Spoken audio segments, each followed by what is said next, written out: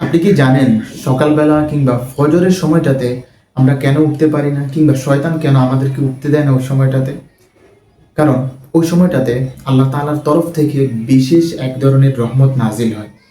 স্বয়ং রাসূলুল্লাহ সাল্লাল্লাহু আলাইহি ওয়াসাল্লাম হাদিস শরীফে বলেছেন, আল্লাহুম্মা বারিক লি উম্মতি ফি বুকুরিহা, অর্থাৎ হে আল্লাহ, আপনি আমার উম্মতের জন্য সকালবেলার যে সময়টা আছে সেটাতে বরকত নাজিল করেন। আল্লাহ তাআলা রাসূলুল্লাহ সাল্লাল্লাহু আলাইহি ওয়াসাল্লামের এই দোয়াকে কবুল করেছেন। সেই থেকে আল্লাহ তাআলা এই উম্মতের উপর বরকত নাজিল করেন। কিন্তু আমরা তো মানুষ, আমরা আমাদের জন্য ভালো জিনিসটা চাই না, আমরা সবসময় খারাপের দিকে ডাকতে থাকি।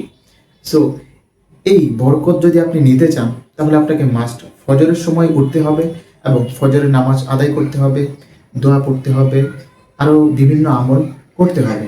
তাহলে আপনি দেখবেন আপনি এই ফজরের সময়টাতে অন্যরকম একটা তৃপ্তি অনুভব করবেন, যেটা অন্য কোনো সময় খুঁজে পাওয়া যায় না। আজ থেকেই নিয়ত করুন, আপনি প্রত্যেক দিন জামাতের সাথে ফজরের নামাজ আদায় করবেন ইনশাআল্লাহ।